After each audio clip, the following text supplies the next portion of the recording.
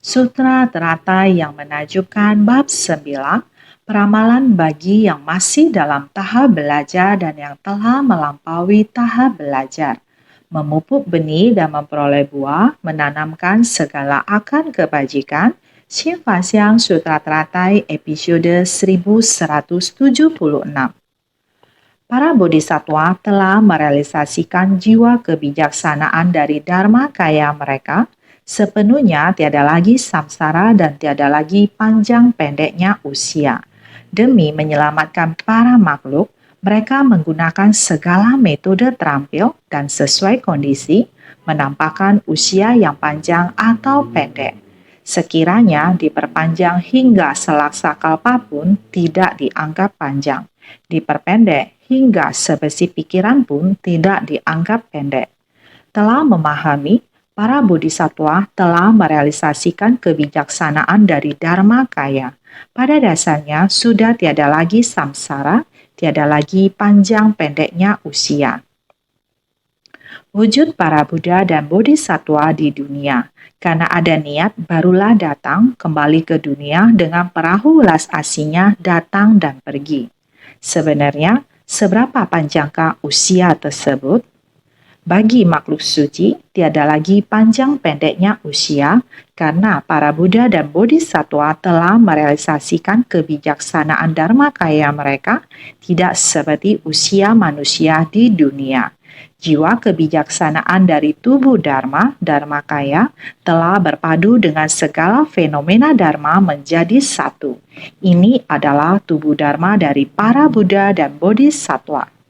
Telah mendapatkan prinsip kebenaran. Prinsip kebenaran ini adalah panjang usia mereka. Seperti Maitreya, Mansyuri, Samantabhadra, Avalokitesvara, Ksitigarbha, para bodhisattva yang dapat kita sebut. Meskipun bodhisattva Maitreya di masa mendatang akan mencapai kebudaan, beliau masih memerlukan waktu yang sangat panjang. Masih harus melalui Sang Buddha, melalui peramalan Sang Buddha, harus melewati waktu yang cukup panjang. Berada di manakah dalam waktu yang demikian panjang?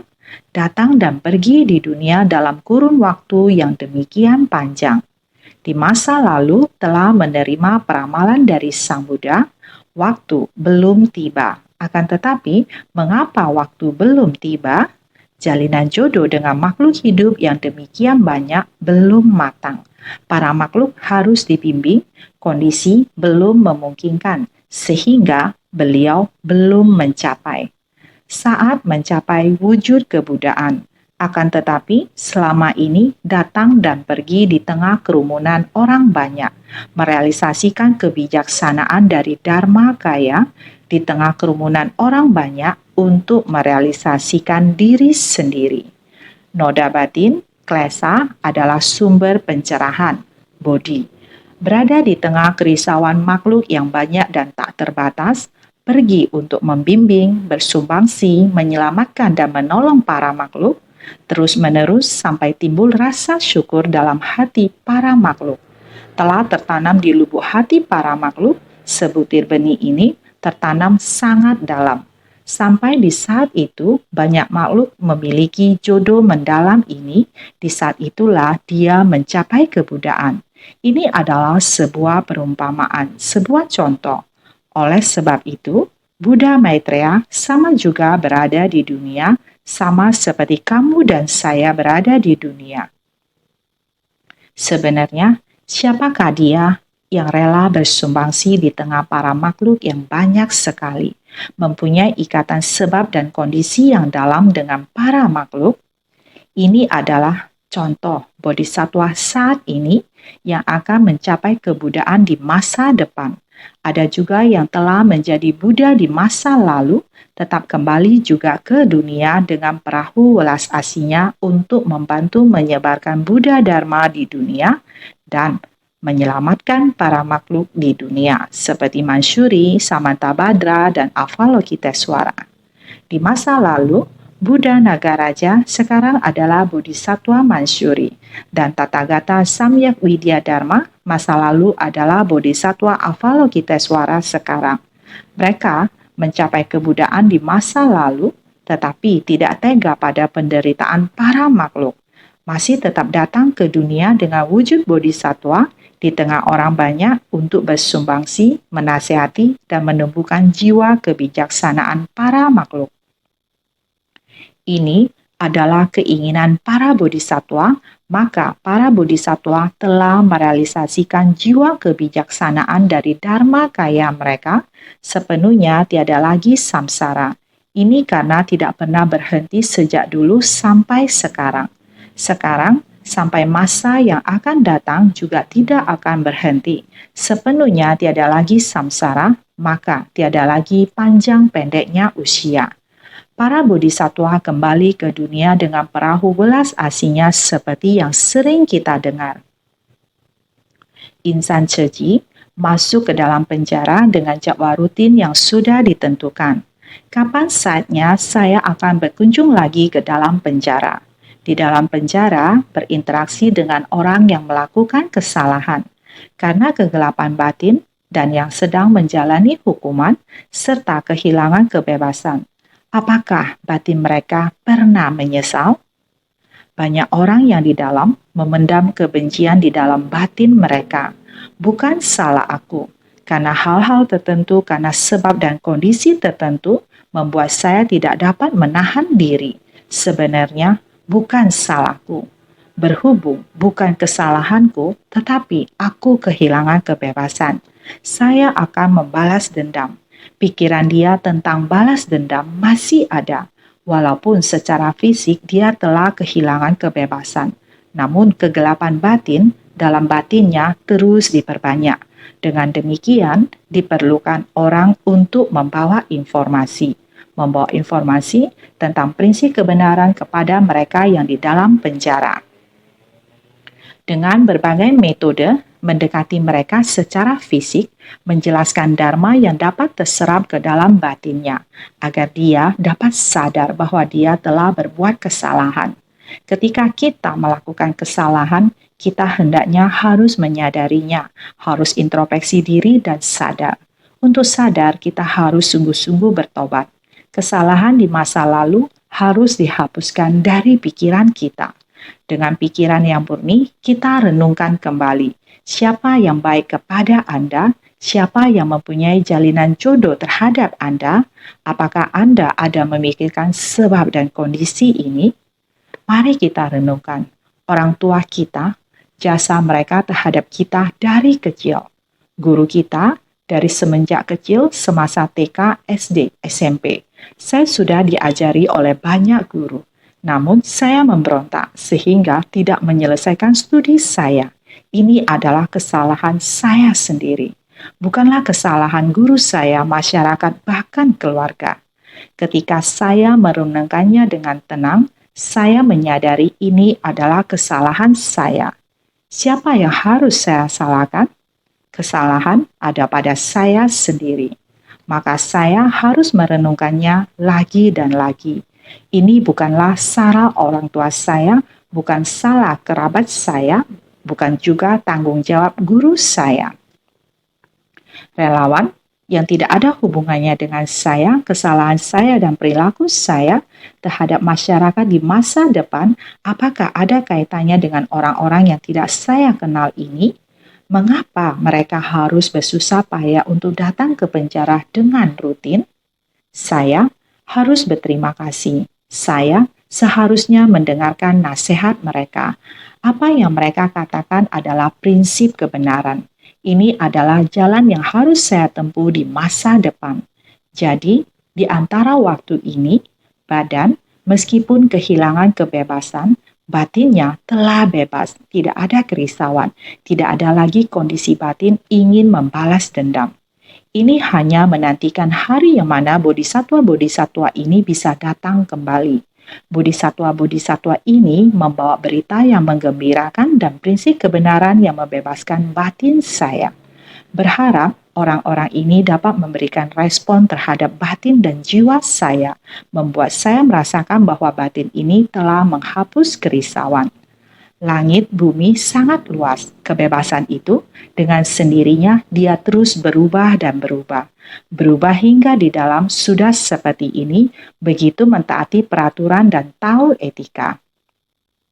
Dengan sendirinya, karmanya yang adalah jangka waktu hukumannya akan menjadi lebih singkat. Lebih awal membiarkan dia keluar dari penjara, lebih awal keluar dari penjara dan memulai hidup baru. Mulai dari awal, memulai kehidupan baru lagi. Mereka masih diawasi, ada pengawas. Mereka harus sering melapor, pergi ke kantor polisi, melapor ke pos polisi. Saya orangnya di sini. Setiap hari saya selalu mengikuti aturan menjalani kehidupan. Dalam proses menjadi orang yang mengikuti aturan, harus mulai memikirkan masa depan. Sekarang harus bertanggung jawab menafkahi orang tua, bertanggung jawab berbakti dan menafkahi orang tua. Harus menanggung tanggung jawab sebagai istri atau sebagai suami. Harus benar-benar mulai mencari pekerjaan dari awal lagi. Mencari pekerjaan dari awal lagi, siapa yang bisa mempercayainya? Insan Ceci dapat membantunya mencari. Semua orang merasa insan Ceci yang mengenalkannya saya lebih tenang. Seperti ini, menstabilkan masyarakat, juga menstabilkan batin para makhluk, menstabilkan keluarga, ini semua dinamakan pendidikan. Pendidikan bodhisatwa dunia.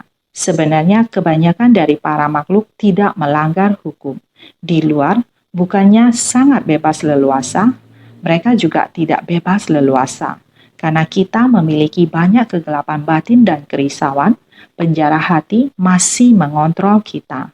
Lahir, tua, sakit dan mati, kegelapan batin dan kerisauan. Sebenarnya, siapa yang bisa datang menolong kita? Sama juga kita memerlukan bodhisatwa. Para bodhisatwa telah merealisasikan jiwa kebijaksanaan dari dharmakaya mereka, datang kembali dengan perahu kewelas Asianya, sepenuhnya tiada lagi samsara dan tiada lagi panjang pendeknya usia. Mereka menunjukkan wujud di dunia manusia. Dengan begini, datang ke dunia untuk membawa perubahan dan membimbing. Karena ada jalinan jodoh ini, maka kembali. Oleh karena itu, demi menyelamatkan para makhluk, mereka menggunakan segala metode terampil dan sesuai kondisi menampakkan usia yang panjang atau pendek. Ini adalah para bodhisatwa pergi dan datang kembali dengan perahu kewelas Asianya. Meskipun sudah mendapat peramalan dari Sang Buddha ataupun masa dulu sudah mencapai kebudaan ataupun masih belum mendapat peramalan dari Sang Buddha, mulai bertekad. Bodhisatwa dengan tekad awal juga perlu belajar dari orang yang telah tercerahkan, orang yang sudah tercerahkan dan kembali datang ke dunia. Kita sekarang melihat orang yang sudah tercerahkan berada di dunia. Mereka sudah menerima Buddha Dharma dengan tulus mempraktekkan sesuai dengan pengajaran. Sama juga masuk ke kerumunan masyarakat. Ini bukan karena jodoh masa kehidupan sekarang, di kehidupan lampau mereka sudah menghirup Dharma, sudah mendengar dan mempraktekannya, sudah menerima Buddha Dharma, kehidupan ini baru ada jalinan jodoh ini. Kita mendengar bahwa organisasi Ceci berbuat baik terhadap masyarakat dan bekerja sama. Saya sesungguhnya juga sangat ingin membantu orang lain. Namun saya sendirian tidak ada kekuatan. Dengan adanya organisasi seperti ini menggabungkan kekuatan. Dengan kekuatan kelompok organisasi, semua bergotong royong dalam harmoni, bersumbangsi di masyarakat. Ini menggambarkan apa yang terjadi di zaman modern ini.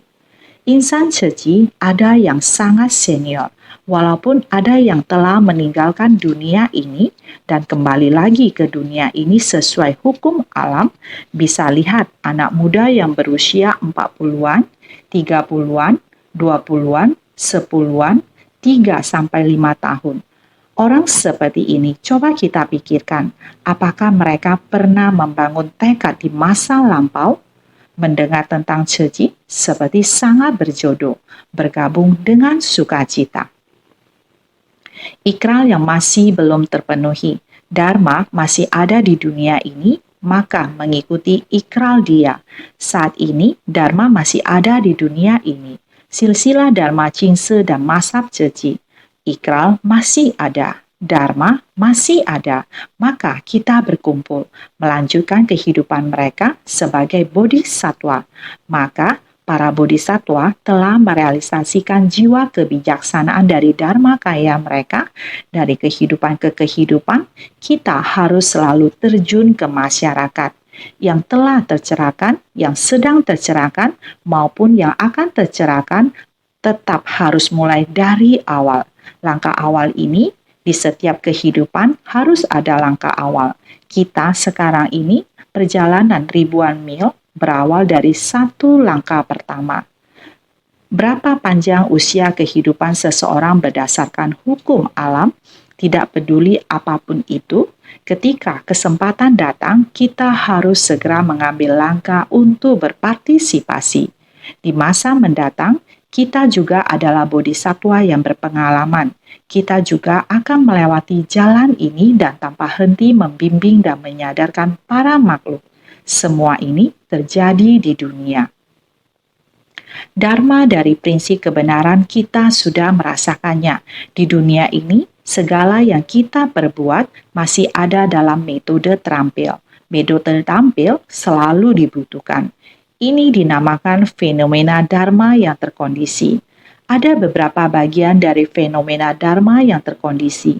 Dharma tak terkondisi di dalam transformasi, tidak dapat terlihat prinsip kebenaran ini. Harus kita pahami dengan tuntas mengenai transformasi samsara. Kalau kita bisa memahaminya dengan tuntas, maka kita akan memperoleh keabadian prinsip kebenaran. Abadi berarti tiada wujud, tiada bentuk. Selamanya kita harus membangkitkan tekad luhur dan membangun ikral agung. Demi menyelamatkan para makhluk, mereka menggunakan segala metode terampil dan sesuai kondisi menampakkan usia yang panjang atau pendek. Baik usia panjang maupun usia pendek, kita harus manfaatkan momen yang ada sekarang juga dan pertahankan untuk selama-lamanya. Momen yang ada sekarang merujuk pada metode terampil. Pertahankan untuk selama-lamanya, ini adalah prinsip kebenaran. Mereka adalah abadi. Meskipun kita mengatakan momen, kita juga berbicara tentang prinsip kebenaran abadi. Jadi, kita harus bersungguh hati untuk memahami ini agar kita sepenuhnya tiada lagi penyesalan akan prinsip kebenaran. Dengan tidak membiarkan terjadinya kebocoran prinsip kebenaran, kita tidak akan ada penyesalan. Kalau kita memahami prinsip kebenaran, tiada yang tidak jelas. Oleh karena itu, tidak peduli apakah panjang usia hingga 10.000 kalpa, itu tidak cukup lama. Karena secara duniawi, berbicara tentang 10.000 kalpa juga memiliki periode akhir, ataupun sebesit pikiran yang timbul seketika juga tidak tergolong singkat. Jelas akan kebenaran sejati dalam sebesit pikiran. Ini adalah nilai kebenaran yang abadi. Jika umurnya sangat pendek, tetapi nilai kebenaran telah dipahami, ini tidak ada bedanya dengan umur yang panjang lebih dari 10.000 kalpa. Inilah yang sesungguhnya ingin kita pahami dan hayati. Seperti yang dikatakan Konfusius, pagi dapat mendengarkan jalan kebenaran, malam mati pun ikhlas. Seperti yang dikatakan Ananda, jika dapat memahami ajaran tentang segala sesuatu yang muncul, pasti akan lenyap. Maka, seandainya hanya hidup untuk 1 hari saja juga termasuk berharga. Dalam kitab Dharmapada disebutkan, daripada hidup 100 tahun tanpa paham kalau segala sesuatu yang muncul pasti akan lenyap, udaya, yawa, adalah lebih baik hidup 1 hari dan berkesempatan untuk memahaminya. Prinsip yang sama, orang-orang suci terdahulu adalah mengatakan demikian, dan Buddha Dharma saat ini juga demikian. Dalam perayaan hari jadi 50 tahun Ceji, ketika saya melihat Aula Jingse Hualien dan menampilkannya lagi di atas panggung, Orang-orang dari 32 negara berkumpul, mempersilakan mereka untuk naik ke atas panggung ikut pementasan. Mereka berkata bahwa ketika mereka memperagakan gerakan yang seolah ada guncangan, beberapa orang akan terpikir ketika mereka ke Cina daratan. Saat itu, ketika mereka mendorong mobil mereka, jalan yang sulit untuk dilalui. Mobil-mobil berhenti di jalan karena terjerembab di lumpur, di mana mereka juga mendorong mobil mereka sangat susah payah. Dalam layar ditampilkan sebuah foto bus. Pada bulan Desember 1970, Master memimpin anggota komite untuk mengunjungi cucu Huang Al di Fengling. Tanpa diduga, bus wisata tersebut terjerembab di jalur sungai. Para komite mendorong mobil bersama meskipun cuaca dingin dan dinginnya air. Mereka juga terpikir ketika mereka mendorong mobil mereka. Ketika foto tersebut tampil di layar, seolah-olah mereka juga mendorongnya. Sama halnya di Lesotho, Mejuan juga terpikir betapa susahnya seperti yang terlihat di layar. Anak yang berusia hanya belasan tahun datang untuk menerima bantuan 20 kg beras, juga harus menaruhnya di atas kepala dan jalan menjadi tidak stabil dengan beras yang ditaruh di kepala. Ditambah jalanan yang tidak mulus dan postur tubuhnya yang masih kecil. Sempoyongan dengan mengangkat beras tersebut untuk kembali ke rumahnya. Penderitaan di dunia yang demikian adalah nyata. Saat dia mementaskan melihat orang yang menderita, dalam hatinya sangat merasakan bagaikan di kehidupan ini sudah berada di dalam organisasi besar Ceji, terjun ke kerumunan orang yang menderita untuk menapaki jalan bodhisatwa. Sepertinya kehidupan lampaunya pernah melalui seperti ini. Sekarang, di atas pentas sedang mementaskan sutra makna tanpa batas. Setelah berhasil menghapus penderitaan mereka, dilanjutkan dengan membabarkan Dharma. Tempat berteduh yang damai dan penuh kebahagiaan bagi semua makhluk. Saat ini, dia terpikir akan tempat yang paling menderita tersebut. Bagaimana bahagianya saat menerima beras. Sangat bahagia. Ini bagaikan hidup di masa yang berbeda. Prinsip kebenaran dari semua ini adalah sama. Perbedaan adalah di panjang pendeknya waktu. Jadi, dipendekkan sebagai sebesit niat atau dipanjangkan menjadi 10.000 kalpa. 10.000 kalpa dipendekkan menjadi sebesit niat.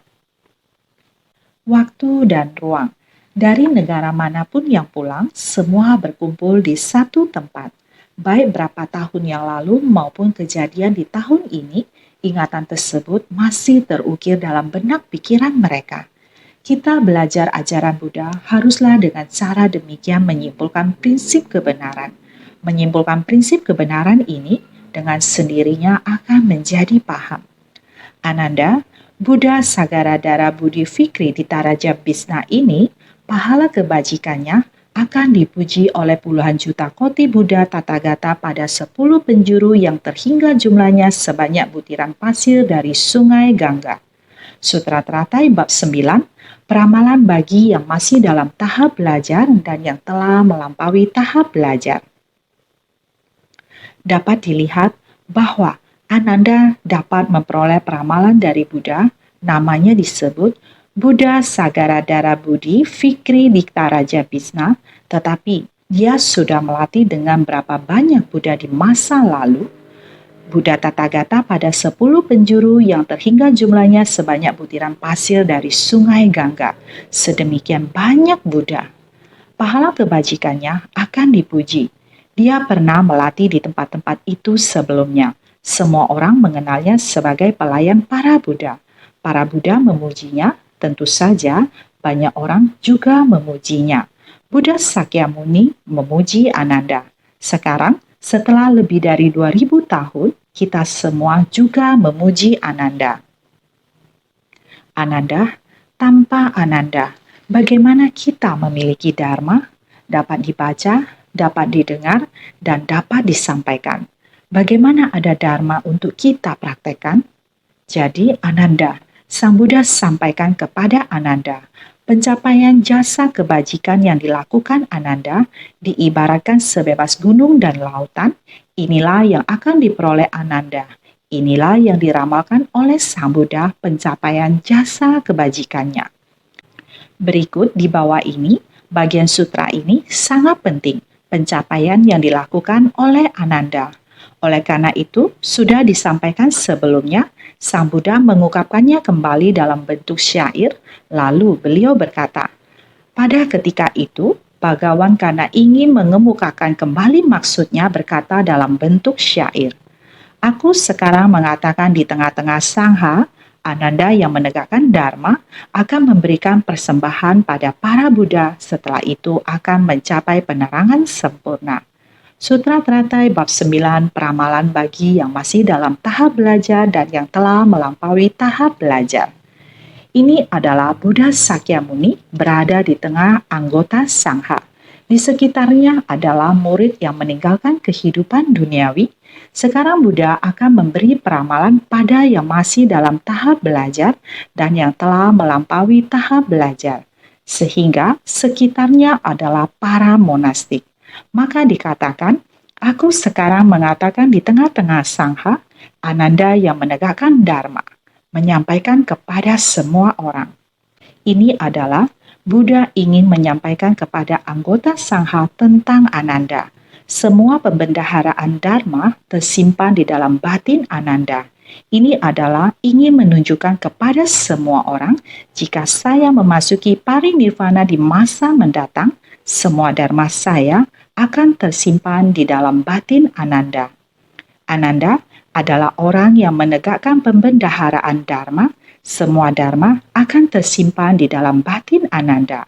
Di masa mendatang, ketika menyusun sutra, harusnya Ananda yang menyusunnya.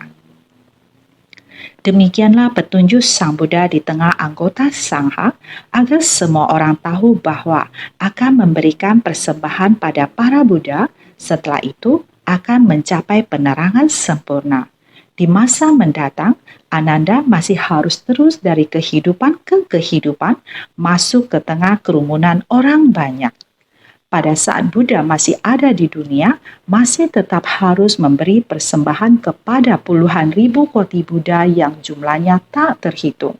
Sebenarnya, sering dikatakan bahwa setiap orang akan menjadi Buddha di masa mendatang. Bodhisattva Sadapaributta sering berkata, saya tidak berani memandang rendah pada kalian karena semuanya bisa mencapai kebudayaan di masa mendatang. Ini memang benar. Bukankah Ananda sejak Buddha memasuki parinirvana, ketika Ananda terlahir lagi, apakah masih tetap berada di dunia? Setiap orang di dunia adalah bodhisattva, masih membutuhkan begitu banyak puluhan ribu koti Buddha yang jumlahnya tak terbatas dan tak terhitung. Ananda masih harus memberi persembahan lagi. Apa yang dimaksud dengan memberi persembahan? Memberi persembahan dengan kekayaan, ketika ada yang kekurangan materi, saya bisa memberi persembahan materi. Saya sendiri menerima ajaran, saya harus baik-baik mempraktekkan dalam tindakan nyata, menggunakan tindakan untuk memberi persembahan. Saya harus menggunakan Dharma untuk memberi persembahan kepada semua orang. Ini adalah memberi persembahan dengan Dharma. Jadi dikatakan, Ananda masih membutuhkan waktu yang lama. Bukan berarti begitu memasuki nirvana tidak muncul dan lenyap lagi. Bukan ya, bukan hanya menunggu di sana saja. Tetapi dia harus dari kehidupan ke kehidupan datang dan kembali bolak-balik ke dunia ini. Sampai pada Buddha Dharma mulai baru lagi. Buddha muncul kembali di dunia, dia menjadi pelayan Buddha lagi. Sebagai pelayan Buddha, kemudian mendengarkan Dharma lagi. Ketika Buddha memasuki parinirvana, juga sama datang kembali bolak-balik ke tengah orang banyak. Sama juga menjalin jodoh dengan para makhluk bersumbangsi. Setiap orang adalah Buddha di masa mendatang. Ketika Buddha di masa mendatang mencapai kebudayaan, dia akan menjadi pelayan Buddha lagi. Dengan demikian, bolak-balik sampai pada waktu dia sendiri mencapai kebudayaan. dapat dilihat kita adalah orang yang akan menjadi Buddha di masa mendatang. Dengan jelas, di sisi kita juga ada Ananda sedang bersumbangsi demi kita. Oleh karena itu, sebagai para makhluk, kita mungkin memiliki Ananda di sisi kita untuk memberikan apa yang kita butuhkan. Praktek dalam tindakan nyata. Ananda, teladan dari Ananda membuat kita belajar, sedang memberi persembahan kepada kita dan mendidik kita. Di sisi kita, setiap orang terdapat keberadaan yang Arya Ananda. Jika kita menganggap semua orang sebagai Ananda, apakah Anda bisa tidak menghargainya? Maka harus bersyukur, menghormati, mencintai 3 kata ini. Jika kita bisa setiap saat dapat selalu bersyukur pada orang-orang di sekeliling kita, terima kasih, saya menghormati Anda, saya mencintai Anda. Dengan demikian, Ananda yang berada di sisi Anda berlimpah dalam memberi persembahan kepada Anda. Kita harus menggunakan ini dan berpikir seperti ini, maka kita adalah praktisi sejati. Benih sebab dan kondisi sungguh tidak terbayangkan, bukan tidak ada, harus bersungguh hati.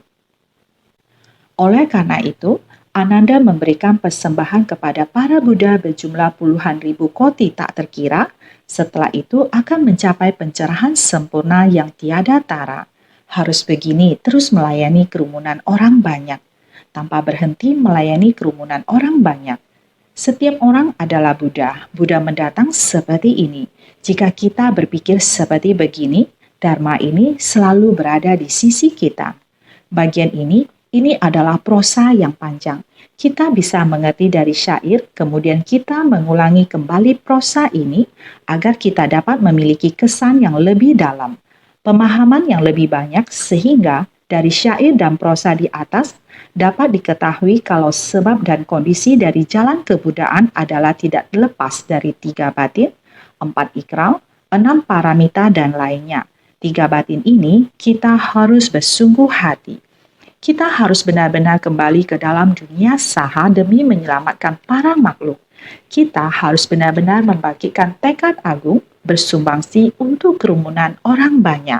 Demi dharma diri untuk mencapai masa depan, kita harus benar-benar membangkitkan tekad luhur dan membangun ikral agung. Di masa depan mencapai kebudayaan harus memilikinya. Oleh karena itu, 4 ikral, membangkitkan 4 ikral agung, 4 batin tak terhingga dan lain-lain, mempraktekkan 6 paramita, tidak hanya sila, samadhi, dan kebijaksanaan, mendengar, merenungkan dan mempraktekkan, masuk ke kerumunan orang banyak dan mempraktekkan ajaran besar, mencapai kebudayaan, ini semua adalah 3 batin yang tak terhingga. 4 ikral yang tak terhingga, kita harus mempraktekannya secara nyata. Berikutnya, dengan gelar Buddha Sagaradara Budi Fikri di Taraja Bisna, negerinya akan murni, dinamakan Avanamita Waijayanta, akan mengajar dan membimbing para bodhisatwa sebanyak butiran pasir di sungai Gangga. Buddha memiliki kekuatan dan kebajikan yang besar, namanya terkenal di seluruh 10 penjuru. Sutra Teratai Bab 9, Peramalan bagi yang masih dalam tahap belajar dan yang telah melampaui tahap belajar. Buddha Sagaradara Budi Fikri di Taraja Bisna adalah Ananda. Ini membuat kita mengingat lebih dalam lagi, Ananda menggunakan kebijaksanaan yang diperoleh melalui banyak mendengarkan, sehingga melindungi dan menegakkan pembendaharaan Dharma. Dikarenakan jasa mendatangkan kebajikan, juga dikarenakan buah dari sebab telah terpenuhi, sehingga dikatakan dikarenakan jasa mendatangkan kebajikan. Sangat bersungguh hati, juga sangat rajin dalam batinnya. Budi luhur kebajikan juga sudah terpenuhi, sehingga dengan menanamkan segala akar kebajikan di hadapan para Buddha, sehingga selalu dipuji oleh para Buddha. Pada pelatihan dirinya di masa sebelumnya, masa sekarang, dan di masa mendatang, tidak pernah berhenti untuk menanam, menyebarkan benih cinta kasih, menanamkan segala akar kebajikan, menanam dan menyebar benih, Menanam segala akar kebajikan, inilah dasar dan harus dimulai dari paling dasar, sehingga selalu dipuji oleh para Buddha. Terus-menerus dari kehidupan ke kehidupan menyebarkan benih, dari kehidupan ke kehidupan menggarap ladang pelatihan Bodhi, inilah Ananda. Menanamkan segala akar kebajikan, inilah dasar dari jalan kebenaran. Terus-menerus diakumulasi. Dengan gelar Buddha Sagara Dara Budi Fikri Ditaraja Bisna, dengan kebijaksanaan dari banyak mendengar, Ananda melindungi dan menegakkan pembendaharaan Dharma, dikarenakan jasa mendatangkan kebajikan dengan menanamkan segala akar kebajikan di hadapan para Buddha, sehingga selalu dipuji oleh para Buddha. Sehingga kebijaksanaan sebagai buahnya menjulang tinggi layaknya Gunung Semeru, sangat megah dan tinggi. Bagaikan Gunung Semeru, jika dibandingkan dengan semua materi di dunia, maka tidak akan setinggi Gunung Semeru, sehingga tiada satu puncak pun mampu menandinginya. Luas dan dalamnya layaknya lautan besar. Gunung yang tinggi, lembah yang dalam, juga seperti lautan yang luas, hamparan air nan luas tak terukur. Makanya dinamakan kebijaksanaan gunung laut. Sehingga kebijaksanaan sebagai buahnya menjulang tinggi, layaknya Gunung Semeru, tiada satu puncak pun mampu menandinginya. Luas dan dalam layaknya lautan besar, hamparan air nan luas tak terukur. Makanya dinamakan kebijaksanaan gunung laut. Negerinya akan murni dinamakan Avanamita Waijayanta. Negerinya sangat murni, bagaikan kristal lapis lazuli. Umbul-umbul kemenangan berkibar di atasnya menyapa semua orang. Ketahuilah bahwa ini adalah tanah suci dari Buddha Dharma. Ini adalah buah balasan Ananda kelak. Buahnya, tempat yang hendak diselamatkan dan dibimbing, tidak seperti dunia saha kita yang bergelombang tidak rata. Kekeruhan dunia saha benar-benar energi keruhnya sangat berat. Bukan seperti dunia saha. Adalah begitu bersih bagaikan kristal lapis lazuli. Oleh karena itu, tempat dia, negerinya kelak adalah seperti ini. Mengajar dan membimbing para makhluk lagi, memungkinkan mereka untuk memupuk benih dan memperoleh buah pencapaian. Negerinya akan murni, dinamakan Avanamita Waijayanta. Setelah memperoleh buah pencapaian membimbing orang-orang dan memungkinkan mereka untuk memupuk benih dan memperoleh buah pencapaian, hukum karma diri sendiri sudah selesai, sudah mencapai kebudaan. Mengajar dan membimbing para makhluk lagi dari memupuk benih, mulai dengan menanam segala akar kebajikan yang sama juga harus menebar benih cinta kasih. Kekuatan tekad yang bijaksana. Ini adalah mengajarkan semua orang juga harus membina seperti ini. Jadi, Avanamita Waijayanta menggunakan bendera ini, Dharma di tempat ini, semua orang berlindung di tempat ini. Terkenal di seluruh dunia dengan Dharma benar dan menjadi tempat berlindung bagi orang-orang. Di tempat itu, semuanya adalah Dharma benar, bukan seperti dunia saha. Saat Buddha lahir, 90 lebih jenis ajaran non-Buddhis, pengetahuan sesat dan pandangan sesat begitu banyak, tidak ada di tempat itu. Setiap aturan adalah Dharma benar. Jadi adalah tempat berlindung bagi orang-orang, tempat berlindung semua orang dari dunia. Jadi, laksana pada vihara Buddha digantungkan panji, tempat pencerahan yang murni sudah digantungkan. Bendera panji telah dinaikkan. Prinsip kebenaran yang sama membuat orang-orang yang melihatnya menaruh hormat. Semua orang yang melihatnya timbul rasa hormat. Avanamita Waijayanta terkenal di seluruh dunia dengan Dharma benar dan menjadi tempat berlindung bagi orang-orang. Laksana pada vihara Buddha digantungkan panji yang membuat orang-orang yang melihatnya menaruh hormat. Akan mengajar dan membimbing para bodhisattva sebanyak butiran pasir di sungai Gangga. Mengajar dan membimbing para bodhisattva sangatlah banyak. Buddha itu, Buddha Sagara Dara Budi Fikri Ditaraja Bisna, tempat itu, pada persamaan itu, tiada kelompok Sravaka, semuanya bodhisatwa. Semuanya adalah bodhisatwa. Bodhisatwa mendengar Dharma di tempat itu, setelah mendengar langsung membangkitkan tekad luhur, membangun ikrar agung. Tidak ada Sravaka, praktekya Buddha, tidak ada orang yang berkapasitas kecil, semua orang berkapasitas besar. Orang yang membangkitkan hati bodhisatwa ini adalah tempat Ananda membimbing dan memberi pengajaran, yaitu bodhisatwa yang begitu mendengar langsung memahaminya, akan mengajar dan membimbing para bodhisatwa sebanyak butiran pasir di sungai Gangga. Dalam persamuan dari Buddha itu, tiada kelompok Sravaka, semuanya bodhisatwa dan jumlahnya tak terhingga. Buddha memiliki kekuatan dan kebajikan yang besar, namanya terkenal di seluruh 10 penjuru. Buddha ini memiliki kekuatan dan kebajikan yang besar, namanya terkenal di seluruh 10 penjuru. Semua orang di dunia mengetahuinya, mengenalinya. Buddha ini seperti Buddha Sakyamuni, walaupun terlahir di Kapilawastu, sekarang dinamakan Nepal, Nepal Tarai Tilo Rakot, negeri yang kecil, tetapi prinsip kebenaran Sang Buddha menyebar luas di dunia. Tetapi harus bagaimana menyebar luas di dunia? Manusia yang dapat mengembangkan jalan kebenaran harus ada orang yang mengenalkannya. Ajaran Buddha Sakyamuni adalah demikian. Semua orang bisa menerima. Sehingga Buddha memiliki kekuatan dan kebajikan yang besar, namanya terkenal di seluruh 10 penjuru. Buddha Tathagata itu, kekuatan dan kebajikannya sangat besar. Reputasinya dikenal hingga jauh memenuhi 10 penjuru. Saudara sekalian, belajar ajaran Buddha adalah demikian. Antara sesama harus berinteraksi saling mencintai. Dengan hati penuh syukur, menghormati setiap orang adalah setara. Mengembangkan batin kita, memiliki kelapangan dada seluas jagat raya. Di dunia ini, semuanya harus kita beri perhatian. Para makhluk di dunia ini, semuanya seperti keluarga kita sendiri. Bila kita berpikir demikian, kalian pikirkan, dunia ini bukankah seperti satu tanah suci bodhisatwa? Ceci memasuki 50 tahun, di Aula Jingse Hualien, siapakah yang bukan bodhisatwa?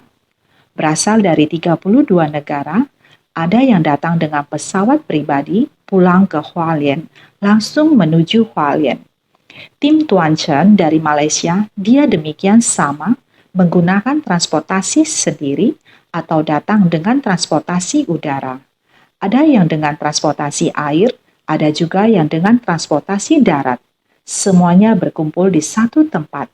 Ada juga beberapa negara juga datang memberi ucapan selamat 50 tahun. 50 tahun berlalu, tetapi sekarang perjalanan ribuan mil berawal dari satu langkah pertama. 50 tahun yang tiada terhingga. Di masa mendatang, mulai lagi dari sekarang.